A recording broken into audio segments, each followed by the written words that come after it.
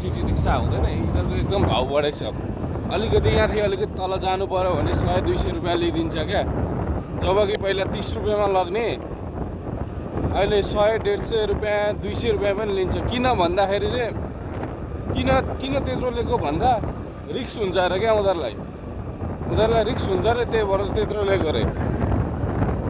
त्यत्रो चोकमा ट्राफिक, चोकमा सशस्त्र बसेको हुन्छ, यिनीहरूलाई के को रिक्स हुन्छ? पैसा लुट्ने मेलो गर्छ क्या यिनीहरू सबैजना। अलिकति केही भयो भने सबैजना लुट्न लाग्छ क्या। प्रब्लम अलि हल्का प्रब्लम हुनुपर्छ, झन् देशलाई जनतालाई लुट्न थाल्छ नि यिनीहरूले। नत्र भने त्यस्तो गर्ने हो त? जब कि जति छ भाडा त्यति लिनुपर्ने होइन।